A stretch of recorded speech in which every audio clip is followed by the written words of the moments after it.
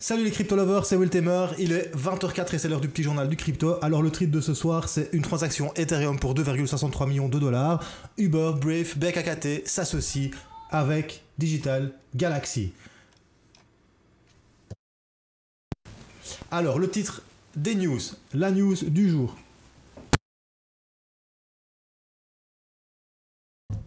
Uber va-t-il se lancer dans la crypto ? Pas si brave que ça, le lion s'associe avec le cafard. En bref, chef, une portion de stack s'il vous plaît. Après, on fera une petite analyse du Bitcoin. Mais avant toute chose, on va lancer le générique. C'est parti.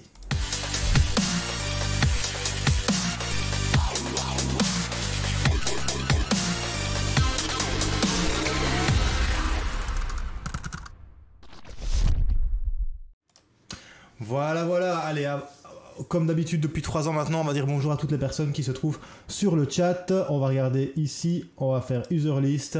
Alors salut à mon petit Mister Problem, salut à Gans, à Edawank, à Lupus, à mon petit Zillian, à M. Alain, à Pfeiffer Loïc, à Formaggio, à Lolo 1912, à Sensimilia, à Foupa 14 et à Bibius. Salut les gars, j'espère que vous allez bien. Désolé pour le son, c'était un petit souci de bouton. Voilà, allez, on va commencer par une petite market review. Et pour la petite market review, on va sur CoinCheckUp.io. Et sur CoinCheckUp.io, tu vois que le market cap global est de 277 milliards de dollars. On a un Bitcoin qui s'échange à 9774,24 dollars. Sur 7 jours, il prend 1,82%, en 24 heures 0,56 et en 1 heure 0,01. Pour le moment, le roi Bitcoin a décidé d'être très stable. Il attend quelque chose. Nous verrons peut-être ça tout à l'heure lors de l'analyse technique. Après, il y a Ethereum. Ethereum, 243,27 dollars. Statu quo, toujours pour Ethereum. Hein. Voilà. Alors après, on a le Tether qui est à 1 dollar. Bah, c'est normal, c'est le Tether. Après, tu as le petit Ripple qui est à 0,20 dollars. Pareil, un statu quo, on va dire que ça se trouve entre à 0,42% sur 24 heures. Voilà. Tu as le Bitcoin Cash 0,22. Tu as le Bitcoin Sheet Vision 1,27, le Litecoin 0,64, Binance Coin 0,23. Enfin voilà, pour l'instant, toutes les crypto-monnaies attendent de voir ce qui va se passer avec le dieu Bitcoin, sauf Maker qui décide de faire un 60,10% en 7 jours. Il a pumpé. Et quand Maker pump, ça pump. T'as aussi VeChain qui te fait 4,99% aujourd'hui et le Zcash. Voilà. Et alors on a BitBay qui fait 12,28% cette dernière heure, ça veut dire qu'il te fait 53,14%. Il y a Zilliqa aussi qui fait 47,35% avec un 15,95%, ça c'est beau. Et t'as 0x qui fait 16,57%. Et alors t'as le Kyber Network qui explose carrément, c'est encore quelque chose de la DeFi, 42,61% et 80% en 7 jours. Est-ce que la alt saison est lancée? Nous verrons ça peut-être avec l'analyse tout à l'heure. Voilà, allez, on va commencer par la première news. La première news, c'est la news du jour. Et la news du jour, c'est quoi? Eh ben franchement, moi je voudrais pas être à la place de ce mec-là. Alors il y en a un aujourd'hui, il a payé. Ça va être une news très rapide, hein, très courte. Il y en a un aujourd'hui, il a payé. Écoute-moi bien. 2,596 millions de dollars pour transférer 0,55 Ethereum. Enfin, Ether. Donc, pour transférer 133,87 dollars, il a payé 2,596 millions de dollars. Et là, tu vois, c'est là que tu te dis, ben, ouais, ça fait mal. Et oui, il y a quelqu'un qui s'est trompé et qui a payé son transfert en fee. Donc, à la place de mettre l'argent à transférer, il l'a mis en fee, donc au frais. Et aux frais, il a mis les fees. Et il s'est retrouvé, ben, le bec dans l'eau. C'est-à-dire que le monsieur, ça lui coule bite. C'est-à-dire que le monsieur, ben, il vient de perdre 2,5 millions de dollars. Voilà, juste comme ça. Ça fait mal. Franchement, ça fait super mal. J'hallucine. Quand j'ai lu ça, je me suis dit quand même, mec, si t'as 2,5 millions de dollars. Si t'as 2,5 millions de dollars en Ethereum, c'est que tu sais comment ça fonctionne. Il faut déjà être crétin quand même pour aller mettre 2,5 millions de dollars dans les filles, quoi. Je sais pas ce que vous en pensez, vous les crypto-lovers, mais moi franchement, ça m'a... J'ai lu ça, je n'en revenais pas. Allez, on va dire que Ryan Watkins de Messari a souligné juste un truc. Il a fait, ben voilà, ça c'est un gros défi. Un gros défi pour la crypto-monnaie, c'est l'expérience utilisateur de la crypto-monnaie. Est-ce que la personne qui a fait ça comprenait bien qu'il allait payer 2,5 millions de dollars. Sérieusement, moi je saute d'un pont. Hein. Je saute d'un... Bon, je déconne, je ferai certainement pas ça, mais je viens de perdre 2,5 millions de dollars. Je pète une douille. En plus, le pire, c'est qu'il ne pourra jamais récupérer cet argent. Hein. Il peut faire ce qu'il veut, des pieds et des mains, mais il ne pourra jamais récupérer cet argent. J'espère que sa transaction a été traitée en priorité. Ouais, mais tu m'étonnes, Gans, que sa transaction a été traitée en priorité. Le mineur, là-dessus, il était content. Hein. T'imagines pas les rewards qui ont été... Je suppose qu'il y a des rewards qui sont partagés. Ah ben franchement, là, il a dû être content. Hein. En tout cas, je trouve ça dingue. Je peux pas comprendre comment ça peut arriver. Y a des théories qui disent qu'apparemment, ce serait carrément des hackers qui avaient piraté... comment dire, qui avaient piraté en son temps et qui avaient obtenu des Ethereum, qui avaient voulu vendre leurs Ethereum et pouvoir les transférer. Mais le truc, c'est que si t'es hacker, il y a un minimum, tu dois le savoir, quoi. Un minimum, tu dois le savoir. Il blanchit son argent, je pense. Mais il blanchit son argent, mais bro, blanchit l'argent en payant 2,5 millions de dollars de frais. Faut y aller. Mais faut y aller, franchement, faut y aller. Enfin, t'as beau blanchir ta thune, là, tu perds 2,5 millions. Il blanchit son argent, il blanchit 133 dollars et il paye 2,5 millions de dollars. En tout cas, voilà, moi je trouvais que c'était un truc de dingue. Franchement, c'était un truc assez fou aujourd'hui. Franchement, c'était vraiment dingue. Alors, petit rappel pour toutes les personnes qui vont me regarder sur YouTube. Ici, on est sur Theta TV. Theta TV, c'est une plateforme de streaming décentralisée où lorsque tu regardes Will Tamer et lorsque tu me regardes, tu regardes Culture Crypto, tu gagnes de la crypto-monnaie qui s'appelle le T-Fuel. Par rapport à ça, non, c'est pas un fake format Joe. Il y a la transaction qui se trouve dans la blockchain. Il n'y a absolument pas de fake. Tu peux trouver le wallet, c'est celui-ci. Et tu as la transaction qui est notée dans la blockchain. C'est ça qui bloque la blockchain. Tu peux tout retrouver. Alors, ce soir aussi, j'annonce que vendredi, pour tous les participants au live, je fais un tirage au sort pour gagner un mug Choose Life, Choose Freedom, Choose Bitcoin. Je ferai le tirage au sort parce qu'on a atteint les 400 abonnés, mais ça se passera uniquement sur Theta. Donc ce sera au-dessus, il y a giveaway. Je mettrai une question. Ce sera oui ou non, et celui-là qui répondra, je fermerai le giveaway et la prédiction, et celui qui aura gagné, il aura gagné le mug, voilà, tout simplement. Allez, après cette petite news un petit peu what the fuck, parce que je pense que c'est quand même... On va dire que c'est quand même what the fuck, hein. C'est plus que du oups, hein, là.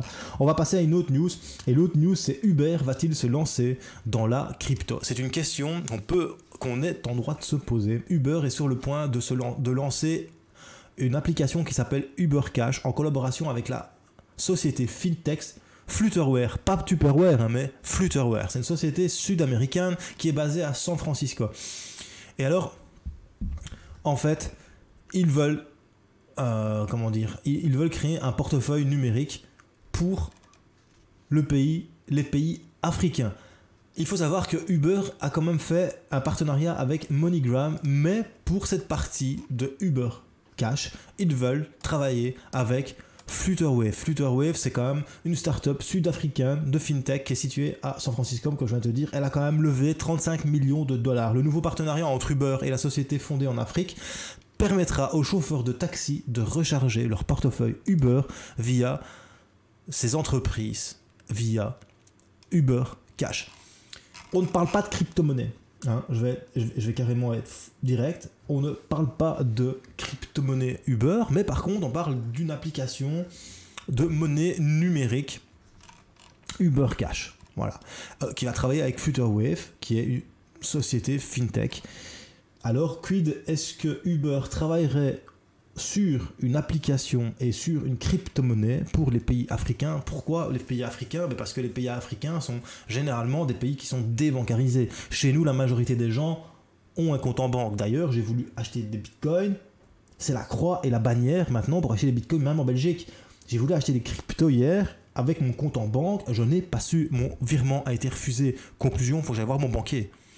Et ça ne me convient pas.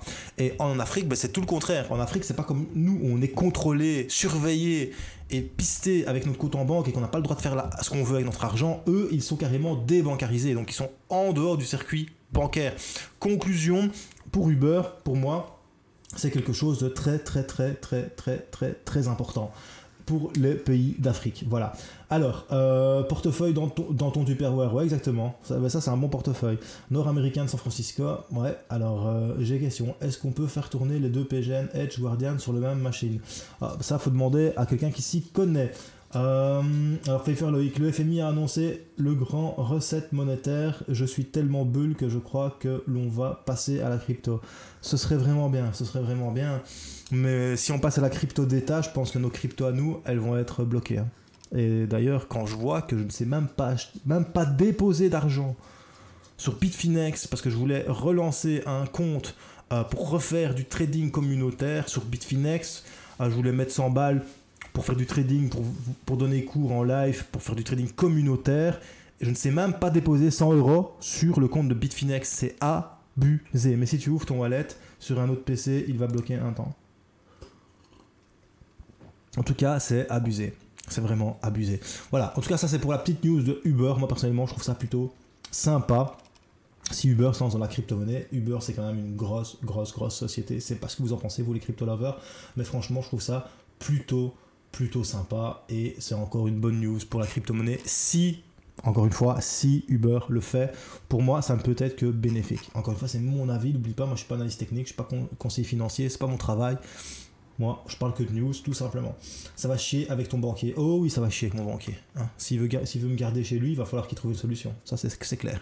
Donc voilà. Allez, après cette petite news, on va passer sur une news que je vous ai écrite hier. C'est une news qui m'a fait mal de l'écrire. Je l'ai quand même écrite. C'est pas si bref que ça, le Lion. Donc pas si bref que ça, le Lion. Bref, le navigateur que j'utilise, sauf pour mes lives, j'utilise Chrome parce que le programme que j'utilise pour surligner ne fonctionne pas sur Bref. Bref, le navigateur que j'utilise généralement, même pour TradingView, c'est Brave. Regardez, si je fais ça, tu vois bien qu'ici c'est Brave. Voilà, ça c'est Brave. Voilà, le navigateur que j'adore, il a été pris la main dans le sac, il fait de l'affiliation sans avertir ses utilisateurs. Là tu me fais, ouais, bon, tout le monde fait de l'affiliation, où est le problème? Mais écoute, on va analyser ça. Donc c'est Cryptonator 1337, Cryptonator, c'est quand même quelqu'un d'assez connu dans la cryptosphère. Je vous conseille de le suivre sur Twitter. Il nous apprend que Brave, le navigateur nouvelle génération, qui est là.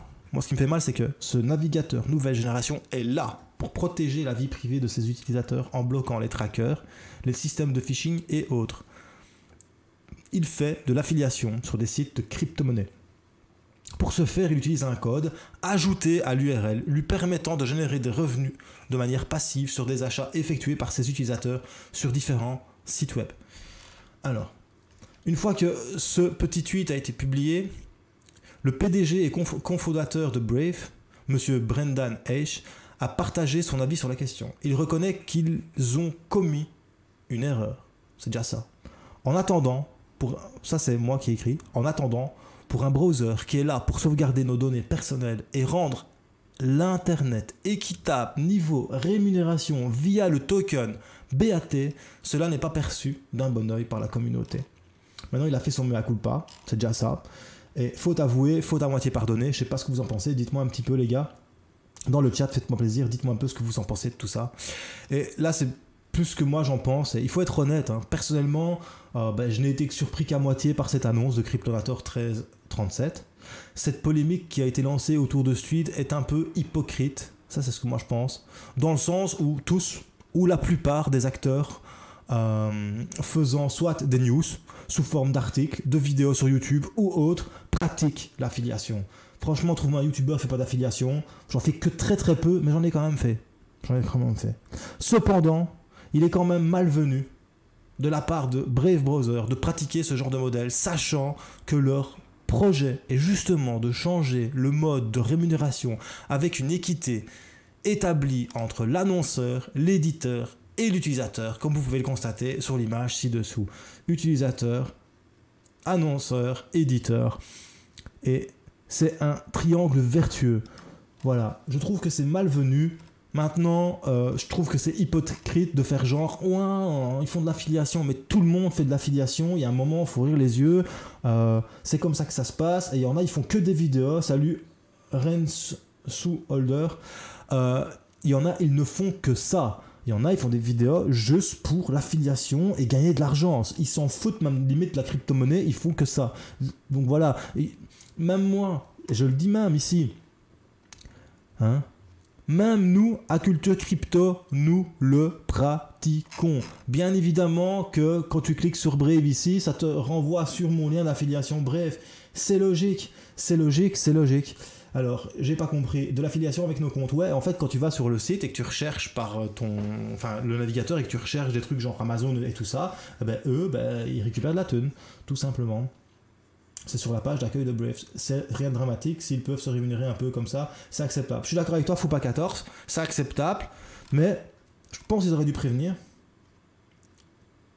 parce que leur modèle, c'est de rendre la rémunération éthique.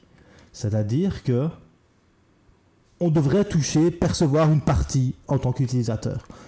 Car leur projet, c'est ça. Ça veut dire que l'utilisateur, il touche une partie de BAT lorsqu'il regarde une publicité. Mais pourquoi alors est-ce qu'on ne touche pas une partie de rémunération des affiliations lorsqu'ils gagnent une affiliation sur nous? Moi, c'est ça qui me choque un petit peu. En tout cas, c'est leur business plan. En tout cas, niveau business, c'est super intelligent. Hein. Franchement, ceux qui ont créé Bref et qui mettent de l'affiliation là-dessus, à mon avis, ça a dû tomber, mais quelque chose de sévère. Hein. Il n'y a rien à dire, c'est...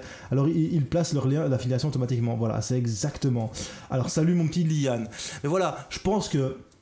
faut pas cracher sur Bref. Moi, personnellement, c'est un navigateur que j'adore. Je ne crache absolument pas sur ce qu'ils ont fait, comme j'ai mis là. Il faut être hypocrite. Tout le monde le fait. Mais c'est malvenu de leur part. Voilà. Niveau éthique... Niveau business, c'est bien joué. Hein. Franchement, c'est top. Hein. Mais niveau éthique, l'un dans l'autre, tu vois... ça me pose un peu problème quand même. Voilà, c'était juste ça. Et je t'avoue qu'écrire cet article, ça m'a fait mal au cul, parce que moi, c'est quelque chose que j'utilise énormément. Et Brave, ça fait 3 ans que j'en parle, c'est pas pour rien. Pour moi, c'est un projet qui a de l'avenir, c'est vraiment un vrai projet, et ils ont passé les 15 millions d'utilisateurs. T'imagines 15 millions d'utilisateurs, où ils font de l'affiliation, mais ils ont dû se faire un max de pognon quand même. Donc voilà, moi, c'est vraiment question éthique. Voilà, et ça, encore une fois, c'est mon avis, tout simplement. Voilà. En tout cas, je sais pas ce que vous pensez. Dites-moi un peu en commentaire. N'hésitez pas, même sur YouTube, de me dire en commentaire ce que vous pensez de tout ça. Allez, après cette news, après pas si brave que ça, le lion, on va passer à la suivante. Et la suivante, c'est le lion s'associe avec le cafard. Alors, le lion, c'est Galaxy Digital, et le cafard, c'est BAKKT. Le lion ne s'associe pas avec le cafard, si tu connais Astérix, Obélix, Mission Cléopâtre, t'auras compris. Alors, BAKKT, hein, qu'est-ce que BAKKT? Pour ceux qui ne savent pas, c'est une plateforme de négoce appartenant à Intercontinental Exchange, à ICE. Il propose des contrats futurs avec une résolution de ceux-ci. Donc à terme, on te paye en Bitcoin et non en dollars comme CME, Chicago Mercantile Exchange, où eux te payent en dollars si tu as réussi tes contrats futurs. Ici, ils viennent de s'associer avec la société de gestion Galaxy Digital afin de lancer une entreprise ensemble. Cette entreprise aura comme but la conservation et le négoce d'actifs numériques pour des investisseurs institutionnels. Et ça, c'est super important. Surtout avec ce qui est en train, salut mon petit Cyril, surtout avec ce qui est en train de se passer avec Coinbase. Coinbase qui est en train de perdre un petit peu son luisant sur sa médaille avec les petits soucis qu'il se passe pour l'instant. Je pense que c'est pas non plus anodin que ceci arrive.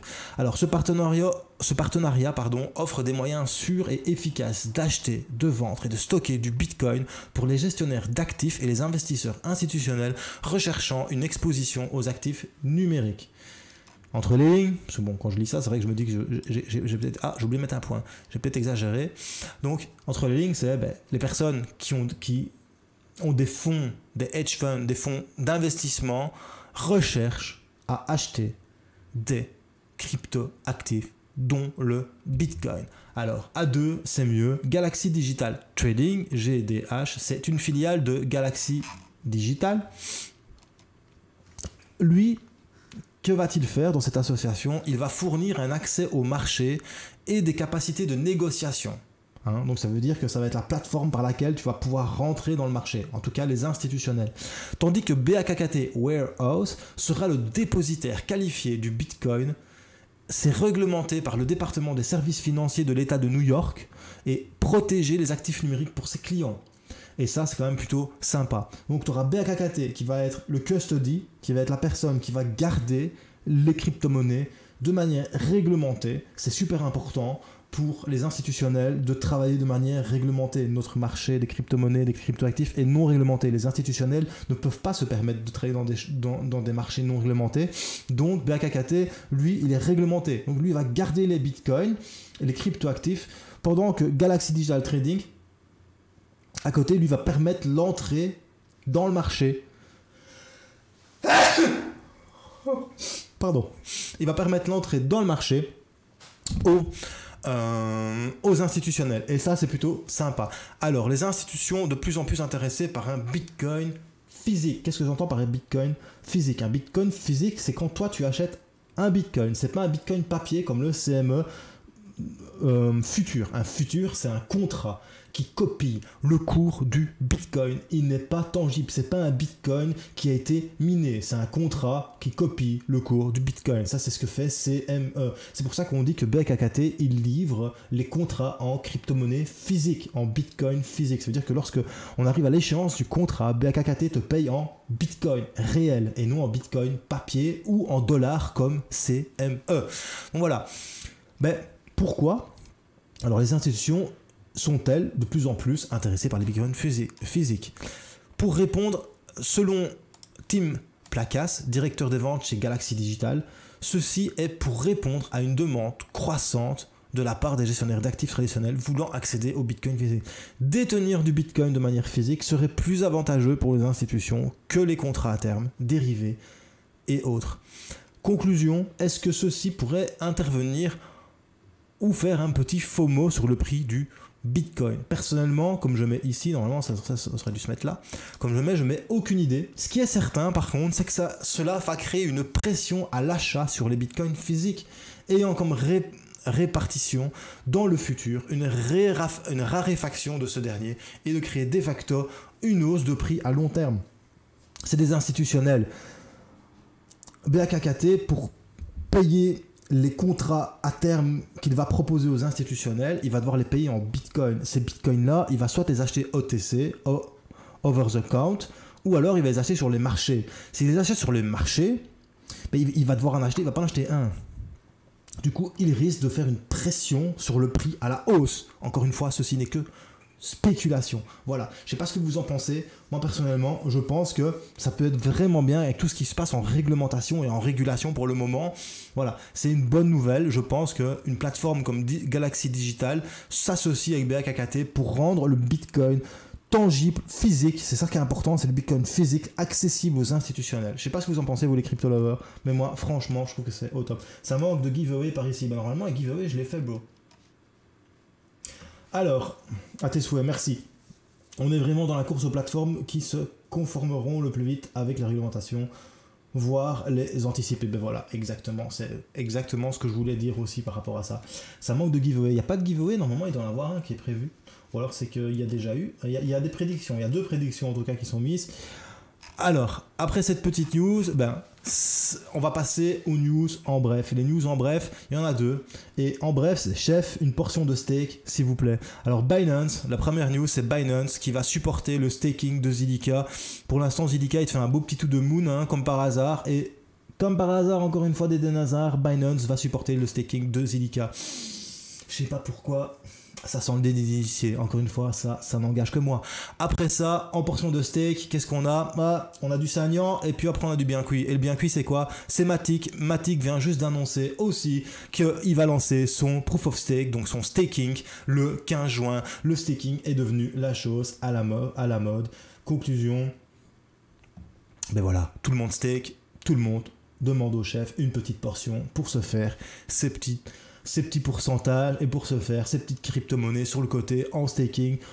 Matic, c'est aussi quelque chose qui se trouve sur Binance, je te le donne en 1000 comme par hasard. Alors, Bitcoin physique peut-être, mais peut-être que ça va se faire en OTC. Ben oui, je pense aussi que ça se fera en OTC, mais peut-être que ça se fera quand même une partie sur le marché, vu que quand tu vois que Grayscale a quand même acheté plus de 150% de la production depuis qu'on a fait le halving, BAKKT va devoir quand même les trouver quelque part, c'est Bitcoin. Hein. Donc voilà. Il n'est pas fait ton giveaway, bah pourtant il est fait. Hein. Ah, je l'ai pas ouvert. Voilà, maintenant le giveaway est open les gars. Ouvrez le giveaway est open, le giveaway est open. Voilà, donc voilà, c'était les petites news. En bref, maintenant, après ça, on va passer à l'analyse technique sur le Bitcoin. Mais avant l'analyse technique du Bitcoin, on va parler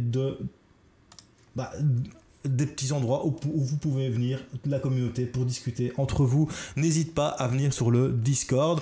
On commence vraiment petit à petit à remettre les choses en place sur le Discord. Mister Problem te mettra un lien. Faut pas... Salut Malin, faut pas hésiter à venir sur le Discord avec Mister Problem est là, Xal est là. Enfin voilà, l'équipe est de retour petit à petit. Moi, encore jusqu'au 19 juillet et après je serai là plus souvent. Voilà, je voulais aussi remercier les Crypto Lovers. On a atteint les 900 abonnés sur Culture Crypto Twitter. N'hésite pas à venir aussi sur le Twitter de Culture Crypto. Donc voilà, alors après ça, si tu as envie de porter les couleurs Choose Life, Choose Freedom, Choose Bitcoin, n'hésite pas aussi à aller sur le site Spreadshirt pour soutenir la chaîne. Vendredi, je ferai le tirage au sort, soit pour un mug Choose Life, Choose Freedom, Choose Bitcoin, celui-ci, soit Crypto Lover ou Choose Life, Choose Freedom, Choose Bitcoin, celui-là. Ça, c'est la personne qui gagnera, qui me dira ce qu'il veut, et en fonction de ce qu'il veut, je lui commanderai et je lui ferai envoyer chez lui, tranquillou, sans problème. Alors aussi, n'hésite pas à aller sur culturecrypto.fr, tu vois qu'on recommence à refaire de plus en plus des articles. J'ai aussi une annonce, j'ai un nouveau contributeur qui va faire des analyses de données sur certaines blockchains. Donc il va y avoir un nouvel onglet dans Analyse, il y aura Analyse de données. C'est une personne qui est quand même assez connue dans la cryptosphère qui va faire les analyses, ça me fait super plaisir et bienvenue à toi, tu te reconnaîtras bien évidemment, mais je ne dis pas encore qui est cette personne, je préfère attendre sa première publication pour le mettre en avant. Alors n'hésite pas aussi à venir sur la page Facebook. Pour l'instant, on ne sait pas poster de posts comme ça, il faut que je les valide. Parce que bon, on peut avoir des posts avec des insultes ou des trucs comme ça, donc n'hésite pas à essayer de participer sur la page Facebook et c'est là aussi que tu vas retrouver tous les liens et tous les articles de Culture Crypto. Et alors aussi, je voudrais remercier les 4 tipeurs qui sont allés sur mon Utip et qui ont regardé une petite publicité, ça fait 20 cents pour la chaîne.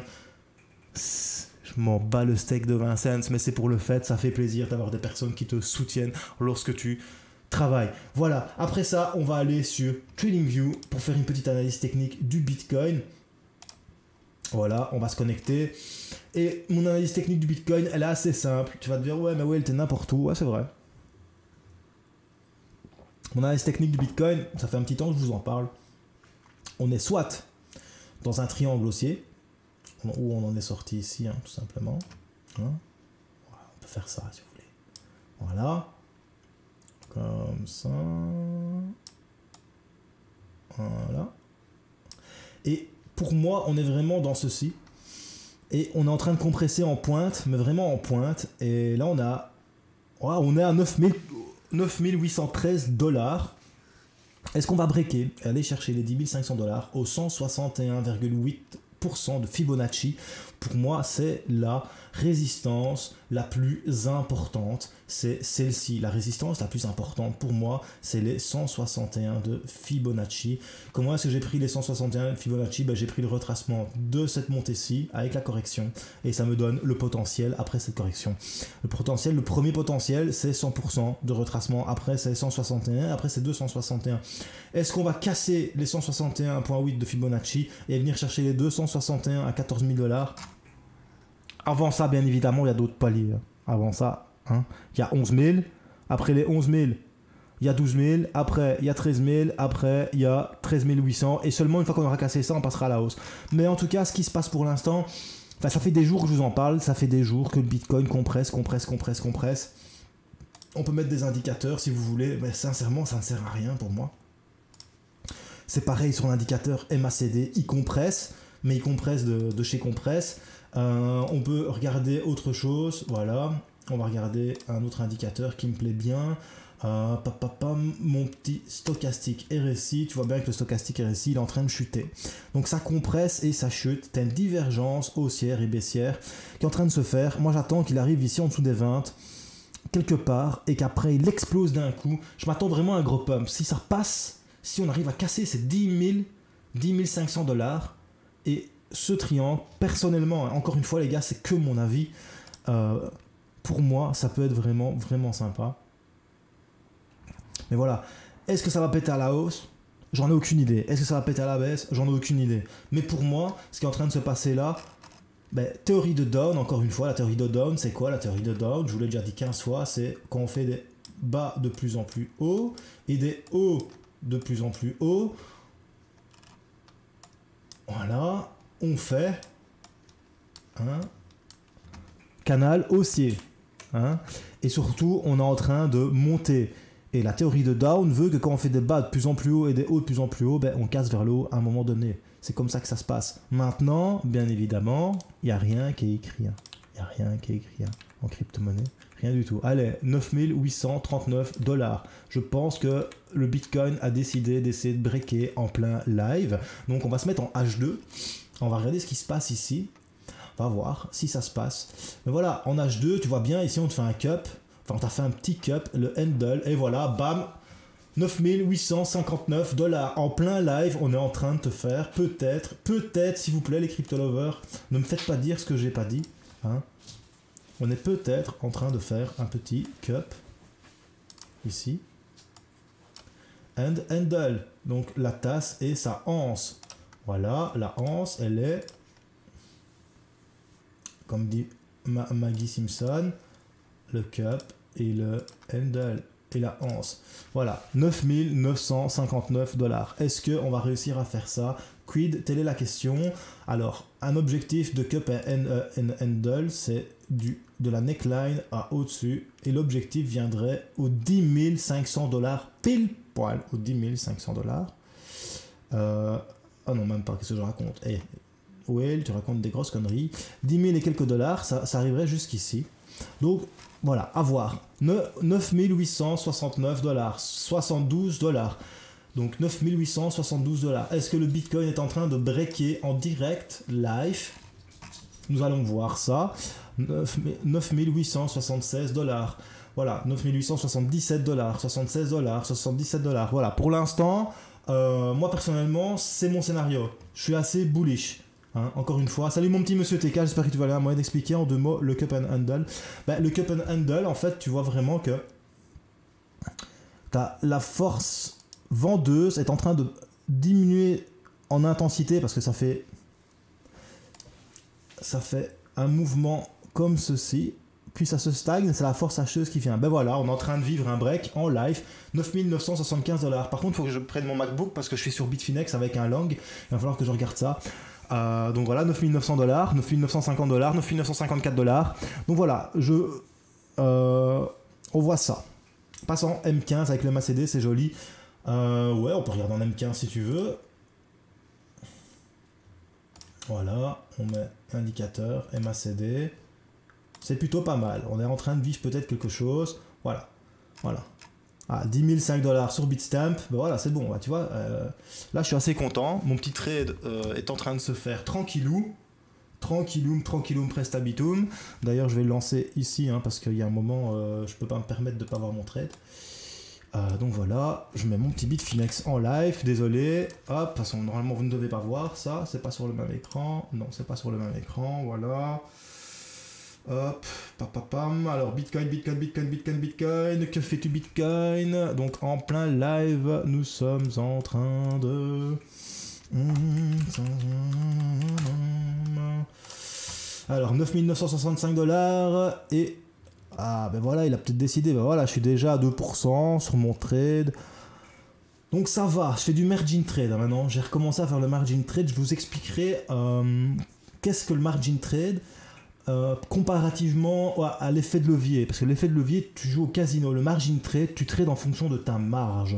Donc, je vais vous dire, mon prix de liquidation se trouve à 5157 $. Avant que le Bitcoin arrive à 5157 $, j'ai de la marge. Hein. C'est ça, du margin trade. Tu joues avec ta marge. Tu places un trade en fonction de la marge que tu as. C'est toute une autre chose, c'est du vrai trading. Ce n'est pas de... pour moi, c'est pas du gambling, quoi. Et voilà, c'est déjà en train de chuter. Conclusion, je ferme mon trade. Non. Je sais pas quoi faire. Bon les gars, voilà. En tout cas, on est en train de vivre ça ensemble. Oui. J'ai un 9980 $ en short qui attend. Ah bah écoute, why not? Personnellement, pour mettre un short, je l'aurais quand même mis quelque part ici, mon short. Hein. dans cette zone là, mon petit Cédrel. Alors, regarde cette candle en H1. On va regarder en H1. Hop. Ouais, elle est pas mal. Maintenant, les gars, faut pas s'exciter. Hein. S'il vous plaît. Faut pas s'exciter. Hein. Encore une fois, faire attention. Aucun lien, mais j'ai lancé un Edge Node Theta suite au conseil de Whale et c'est super intéressant. Je remporte du T-Full et j'ai le réseau Theta. Ouais, exactement, mon monsieur TK. C'est super cool, c'est super top. D'ailleurs, dimanche, je fais une vidéo sur Theta Network. Donc, j'en parlerai dans ma vidéo dimanche.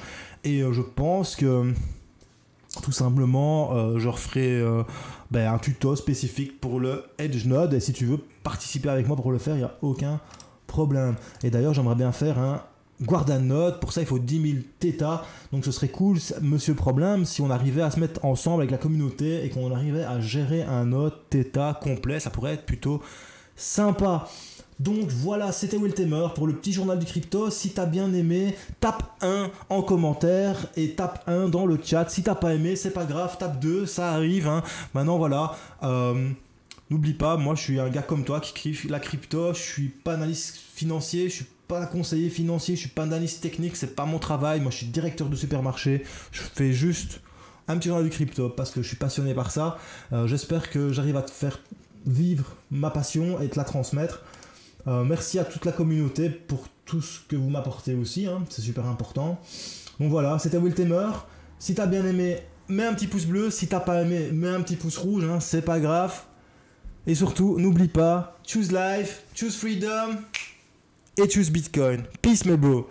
Rendez-vous vendredi, n'oubliez pas, vendredi, concours pour gagner un mug. Choose Life, Choose Freedom, Choose Bitcoin. Bien évidemment, toi qui es sur YouTube, si tu ne viens pas sur Theta, tu ne pourras pas participer au concours parce que je vais créer un giveaway. D'ailleurs, avant de m'en aller les gars, hein, en parlant de giveaway, il faut que je lance ce giveaway. Hein. On va faire ce petit giveaway, donc on va regarder qui a gagné le giveaway du soir. Donc je ferme mes petites prédictions. Prix du Bitcoin, prix du Bitcoin 10 000 $. Est-ce qu'il est à 10 000? Dites-moi un peu les gars. Est-ce que le Bitcoin est à 10 000 $? Non, le prix du Bitcoin est à 9 929 $, mais est-ce qu'on a atteint les 10 000? Non, on les a pas atteints. Conclusion, je peux pas mettre qu'on les a atteints. Donc je mets 9 000 answer. Voilà. Alors, 420 subs, est-ce qu'on est 420? Non, on est 416 maintenant sur la chaîne. Donc voilà, je close le giveaway. Et je draw le giveaway. Alors, qui a gagné le giveaway? Alors, Lolo 1912, félicitations à toi pour le Crate Cream. Il a même gagné un et alors, le League of Legends plus Poro, félicitations à toi Foupa14. Et alors, pour le Crate MGG Theta, c'est Emalin qui a gagné. Félicitations à vous les crypto lovers, félicitations.